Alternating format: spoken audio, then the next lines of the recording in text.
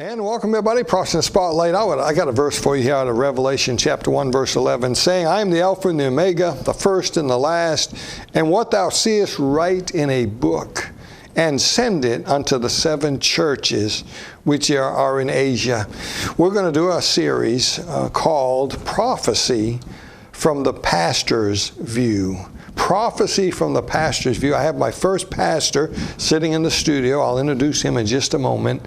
You see, I believe the prophecy, especially the book of Revelation, was first given. I realize it's for all of us. The book of Revelation is for every born-again believer to read and study. But let me tell you something. The Bible is very clear here. God told John to write these things down and send it to the pastor. Let me prove it to you. Revelation chapter 2, verse 1. Unto the angel of the church of Ephesus write. Now, who's the angel of the church of Ephesus? Well, unless you believe that airmail started back in John's day in 96 A.D., the angel there are the pastors of the churches. John didn't send a letter to an angel. What sense would that make? You know, God used angels sometimes to bring a message to man, but man never sent a message to somebody through an angel, right? The angels of the 7 churches are the pastors of those churches. And John was told to write a letter. The book of Revelation, as a matter of fact, the entire book of Revelation was sent to these 7 churches, specifically to the pastors of those 7 churches. I think that's important. And so we're doing a series, and this is our first one. We have a pastor sitting here in the studio with us, and we're going to discuss with him. I've got some holistic questions here. We're going to get his view of prophecy and what it means to him as a pastor, what it means to his congregation. I think it's going to be helpful. I think you're going to enjoy this, so stay tuned.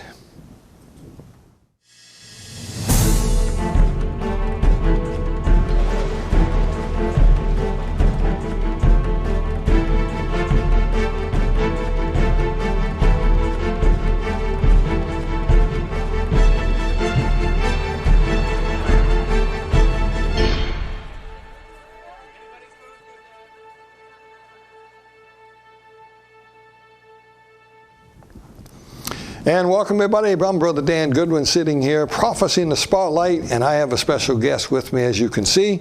I've got Pastor Jordan with me from Shepherdsville, Kentucky. Yes. My home state. Well, we're glad to have you today.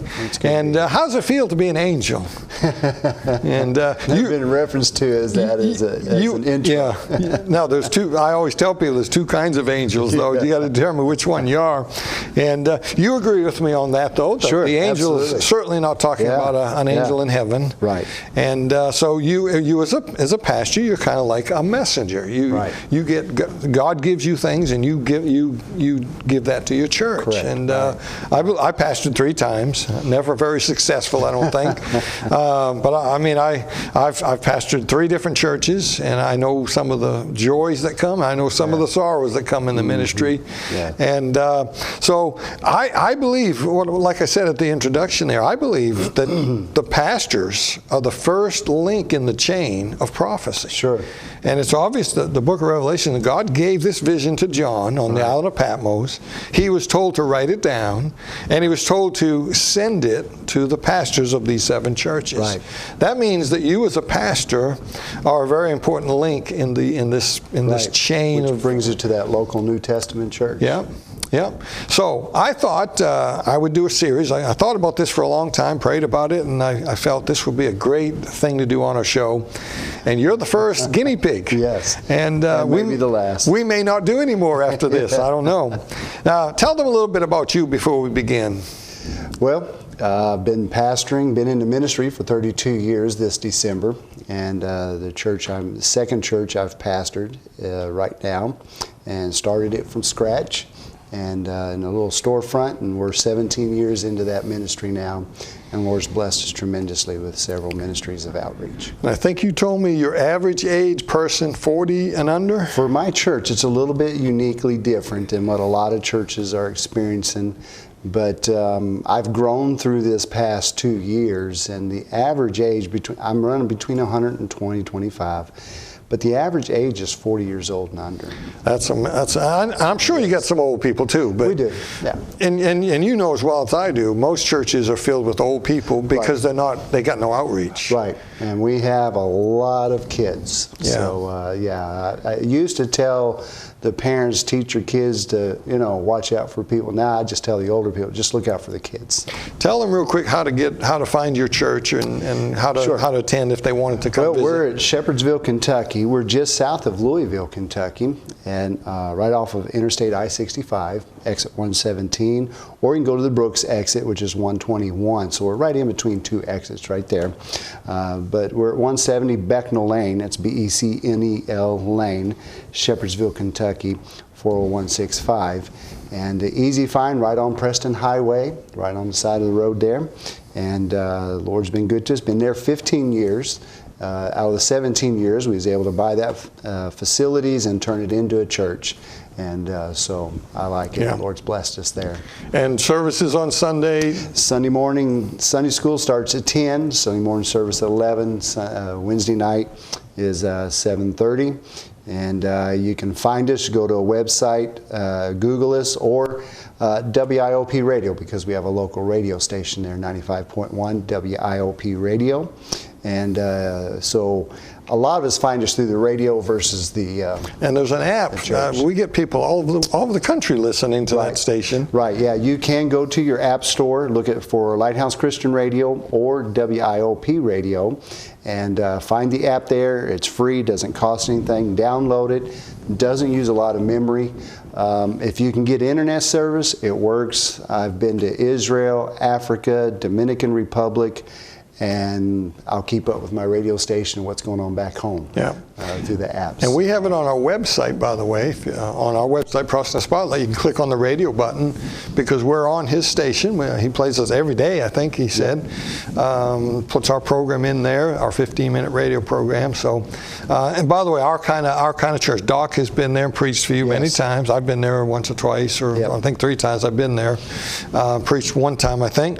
It's our kind of church. King James, Bible believing, New Testament, pre-trib, I hope, and pre-trib, but you wouldn't be sitting here. That's right. I'm not mad at people that aren't pre-trib, but we just don't see things the same way, obviously. And as a prophecy guy, there's not much to talk about with somebody that's not pre-trib. So, all right, well, let's get into it, Brother Jordan. Have you always been pre-trib, or did you somewhere change your view? Yeah. No, I always have. Not that I understood it. Yeah. I was just, I got saved when I was 14 years old, 1978. And the preacher of that time was just a little old country preacher, but he was pre-trib. And I remember him when I was a teenager. Of course, I wasn't biblically and scripturally understanding a lot of things, but I can remember the teachings that he would did. And I can remember him teaching on the tabernacle, and I can remember him teaching on things. And that pre-trib was just something that kind of instilled, and as I grew older, I didn't surrender into the ministry until I was in my mid-20s, and 28 years old, went to Bible college. Those things really stuck with me, so I held to them because it's what I knew. And so I gravitated to that and just learned from that. And like me, you learned these things young, and then later on you studied for yourself and found out, hey, they're right about that. Right.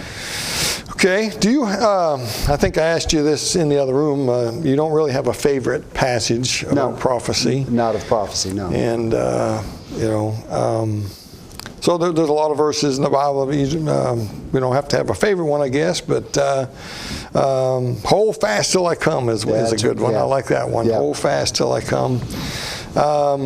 What do you, in your mind, somebody who's not pre-trib, somebody who's a mid-trib guy or a post-trib, they think we're going to live through the tribulation, what are some problems with that as far as you're concerned? Well, this whole thing really came to light a few years ago and asked that very question. And I think that the danger of not being steadfast in where you're going to be in this, it leads to other misunderstanding of scriptures and missing out on that blessed hope and those things that God has for us. So there's such a twisting and turning of misinterpreting scriptures to get to this point, that if you're willing to do that, then you're willing to do that with other scriptures for other doctrinal stands. And I think another problem, and I'm sure you would agree, most, not all, but most people who are not pre-trib, they're mid-trib or post-trib, they have a problem with Israel. Right. Because it's all balled up. Oh yeah, I've had actually guys say, do you really think that's Israel over there shooting up in the air and waving the flags? And I'm like, yeah. I do. So, yes, you're absolutely right. I got a guy comes on my YouTube almost every week. Tell us who the real Jews are. Yeah. And I don't even answer him. I don't post his stuff because you can't help him. Yeah, you miss what this book is bringing out and our future, what's heading.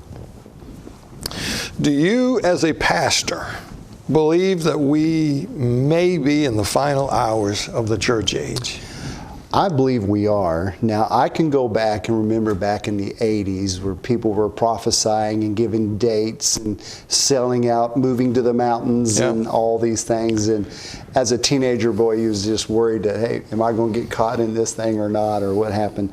But I believe as we see things escalate and become such, it's like the scripture just unveiling itself, and we see it coming upon the time that I believe Christ is setting this thing up and preparing it. We would have never dreamed and thought of how in the world, we preached the coming of Christ. We preached the things that are going to take place. And sometimes you're like, now how's this going to happen? And boy, we've seen a clear picture just in the past 2 years how quickly you can control a nation, a globe of a spirit of fear. And boy, it just put things into perspective of how all this is going to be able to. So I think this is a precursor of showing us what it can be done. And it's just, we see the things taking place in our government and the things that are happening now, and it's escalated to such a point that we would have never thought we'd be sitting here believing a man could get pregnant. I mean, so here we are, and much of it is things that the Bible's prophesied saying it was to come. Yeah, and of course, the saying that a man can get pregnant actually started when John Roberts, Supreme Court, said that it was okay for two men to get married. That's where it started. Right. And pretty soon it'll be a man and a boy can get married. Now, I guarantee you that's coming. Right. That's down the road, not very far. It's just amazing to see. So I think culture, I think society in itself has began to bring to a fruition to really prove. We used to wonder, what are they going to do to get people to accept the mark of the beast? That's right. We don't wonder anymore. No, I mean, absolutely. They get in line now. We can almost say how it can go and be able to take place. Yeah. All right. How does the lateness of the hour that you and I both believe we're getting near the end, how does that affect you as a pastor and your church? Well, as a pastor, I guess, as a pastor, I look at my flock, that this church, this body of Christ that God has allowed me to be oversee. Obviously, I'm concerned for them. Yeah. But then I'm concerned for those outside as well, the church. So I think the time and the push now, ever more so, Brother Goodwin, years we put the fear of just dying and going to hell as a way of motivating people to go win their family members and things, and all fine with that. Yeah. But boys, we see this time drawing as it is. It's just put the urgency that much more. That's why we have the radio station, the other outreaches we do, because it's important. There needs to be an earnestness about what is about to take place. And you used a word that I use a lot, urgent. I think there's an urgency. And I use the illustration of and I've done this since 2014, I guess, the Indianapolis 500. And I'm not a race car fan. I don't even know much about it. But I know it's all about that last lap. Right. And I joke about it. I say, if you want to, you can watch the replays of the accidents and the cars flipping over. Right. But it's the last few laps that everybody wants to see. And that's where the race is won, the last few laps. Something happens when that flag lets them know there's one lap. I forget what color the flag is. The white flag. Yeah, they when they see that flag, that's it. There's one lap to go. Yeah. It's not time time to pull over and get fuel. It's not time to check your tires or rotate your tire. It's time to put the pedal as far as down it'll go and give it everything you got. Yeah, get to that. There's an urgency first. Yeah. And I think that's what I think my ministry is all about. I think it's urgent. I think we're at the end of time. Right. And I think time is running out. The title of my latest book, Time is Running Out. And I want to go out of here waving the flag, sounding the warning, ringing the bell. And I say this jokingly because I know this ain't going to happen, but I want the Lord to come back and find a few people who were expecting him. Right. Because the Bible seems to insinuate that when he comes, there's nobody looking for him. Right. You know, when I return, shall I find faith on earth? Well, there's been those, and we've heard it for years, where people said, they've been preaching that for years. Yeah. Nothing's happened. I want the Lord to come back and almost say, wow, I can't believe it. There's a whole quite a group of people are expecting me. Will he find us faithful? Yeah. Wouldn't that be something? Yes. Should a pastor be preaching on prophecy today? Well, you know, I think we've kind of discussed this a little bit in the past. Prophecy is not something we were taught in college. It was a class, you know, you was given a book of things to come and go figure it out. And we weren't taught a lot of things. And I really believe that's probably hurt us over the years, because we've missed the opportunity of people really looking at their Bible and bringing it into the relevance of today. So many people today still read their Bible and think, well, that was then. You know, that was the Old Testament. That was then. But it was just as relevant for them as it is for you and me today. And it's all through the Scriptures. I think it's a good thing. Now, obviously, you can't do prophecy all the time. No. But I think it's good to interact and put it in there. I believe it's very important to have a part of your ministry and your messages just to bring the relevance of what's to take place so we can understand it. Because the common church person goes to work tomorrow, and that lunch break and whatever time period of discussion that goes on gets into Bible somewhere. There's so many different views of what it is. And I think we find our church people ignorant of the things of the Bible. Yeah. And I think it's so important that we get it so that they can have it to share with others as well. That's a part, to me, that's just as much as of an importance as the gospel of them being that Berean Christian, if you will. In the 60s and 70s, my understanding is prophecy had a big part in the growth of churches in our country.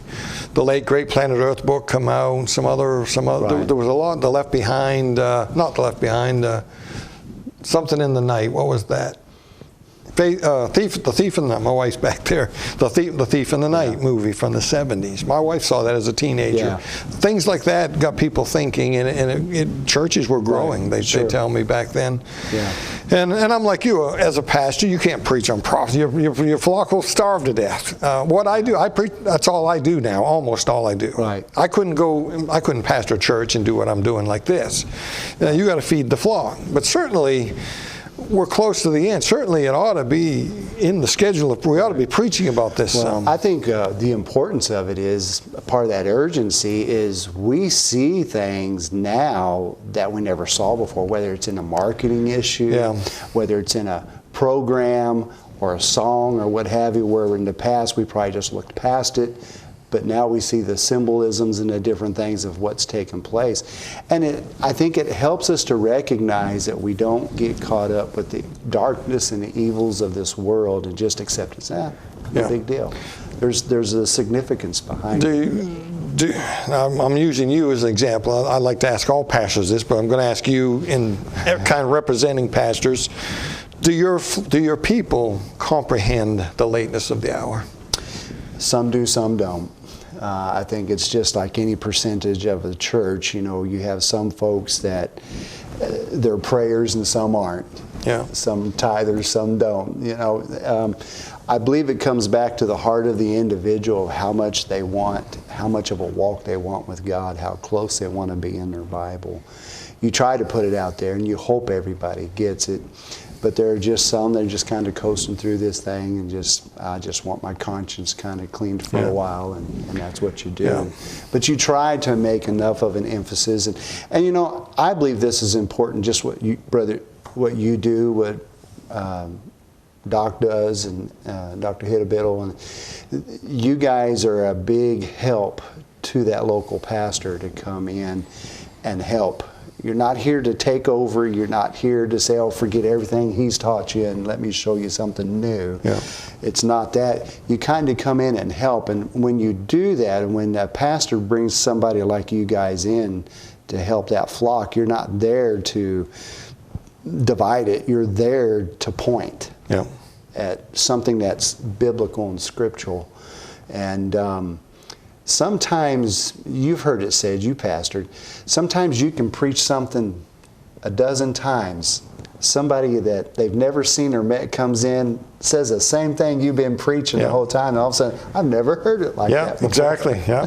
It's just natural of people, how they are. So I think it's good every once in a while to have those people. And we're blessed to have this ministry here, this program, and what you and what Brother One thing I would change if I ever pastored again, and Lord willing, I hope I don't, but if I did, one of the mistakes I made, I should have had more people in, because you need that other voice coming in. You do. Backing up what you're telling your people. And you take for granted. I do. I sit there in the front row and listen to them, and I'll hear people every once in a while. Man, I never heard that before. I'm like, where you been? Preaching that for years. Yeah, where you been?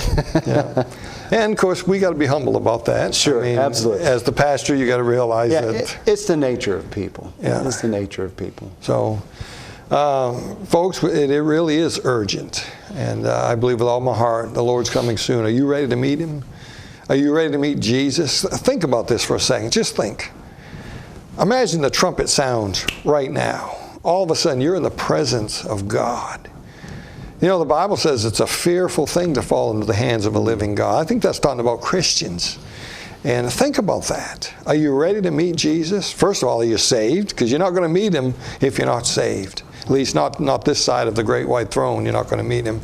How about your walk with Him? Are you right with the Lord today? Are you ready for the rapture right now? Would you be embarrassed? Would you be ashamed?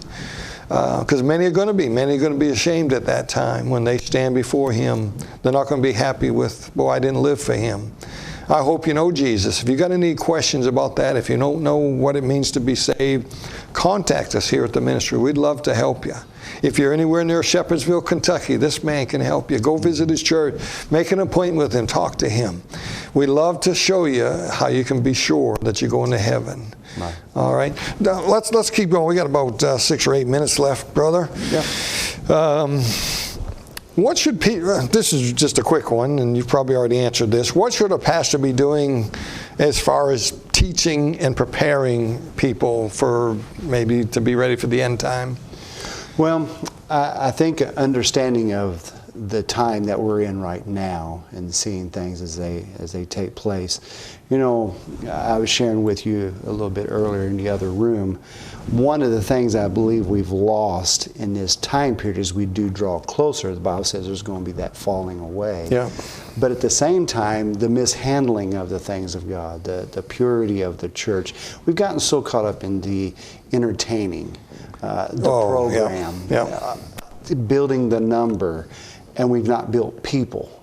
And I get all these other things, and I'm not against these things, but we've got to come back. It's about the people and getting their hearts. Yeah, there's nothing wrong with having a sing-along or having fun, a fun night. Nothing wrong with any of that. But Fifth Sunday sing-along, whatever. I'm not against any of those things and what have you. But at the end of the day, have we got our people to walk closer to God? Yeah.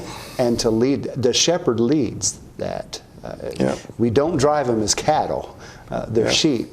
And I own some sheep, and real sheep. And boy, they are timid animals. They're very delicate. Yeah. And you know, as a shepherd, you need to lead those people to have that walk with God, because I can't be with them every day. I can't be in their back pocket. I think people have forgotten why we're here. God created us for a purpose. Right, for His good purpose. Right, and I believe God created us to fellowship with Him. Right. Well, He wanted fellowship. Yeah. That's why He made mankind. And I think that's the last thing He gets. Yeah, and you know, at the end of the day, can I ask myself, if I've given them tools, if I've given them things that they can help them to have that closer walk and relationship? And you already answered this, I believe, because I could tell with what you just said. I have on here, what is your understanding of the falling away in Thessalonians? I think you already answered that. Right, yeah. I believe it's the apostasy that's taking place. And boy, I really believe, again, why this leads to that first question of what we see happening today. Boy, the apostasy that has taken place. And I know we're on social media and we're using it as a tool, but it's been a cancer to the church as well, because so many folks have flocked to the YouTube and to the internet, and man, there's everything under Doctrine's going out the window. I mean, we could start naming preachers that we either went to college with or people that pastored. Yeah. They're falling like flies. It's unbelievable. And they're following something over. You know, I've held a computer up in my church before and said, God never ordained the hard drive. He ordained the local New Testament church. Yeah. And if you're getting your doctrine from the internet, that's not where you need to be going to get it. I want to ask you this, just be, you know, I'm not asking for a name, but Sure. if you're preaching in your church Sunday morning, preaching up a storm, the rapture happens, you're in the presence of God. It'd be great. Yeah, it'd be great. Do you feel like there could be some people still in the pews? Well, you know, I think every pastor looks at their church and evaluates, and boy, you sometimes wonder, because you get up there and you preach your heart out, you give them the gospel, you give the invitation, the opportunity for them to come, and boy, they just sit there. Yeah. And the urgency, as we'll use that word again, doesn't seem to be in their life. You still love them. They can hit and miss church, doesn't bother them. There's just no conviction there of service. You know, and it's not for me to judge. I don't know the whole circumstance. I don't know, because my job is just to give it and to love them and try to help them along. And they're not a problem by no means. And you want to make sure that if they don't go to heaven, it's not your fault. Exactly. But sometimes you do wonder about some folks saying, you know, do they not care? Yeah. Does it not bother you? We got 1 minute left, brother. Do you see America in Bible prophecy? I believe America helps fund this, because we have sent money to all these different countries and nations. Yeah. And I believe where America's role is in this thing, we've helped educate and finance all this stuff as it comes together and these nations come together. We've helped educate, fund it, and I think that's the role we actually played in this whole thing. And went down. We're slowly seeing the powers trying to change here with Russia and China. Did you know if you go to Google Maps or Google Earth on your internet and you type in Babylon, and we're going to run out of time, but there's only 2 Babylons in the whole world. One's over there in Iraq. The other one's on Long Island, New York. How about that? True story. How about that? Babylon. Yeah. Hey, thanks for coming. This has been great. Hey, thanks for taking your time to come here. I hope it's a help. Yes, sir. Well, folks, it's been wonderful. I hope you enjoyed the show, but until next time, keep your eyes on them skies.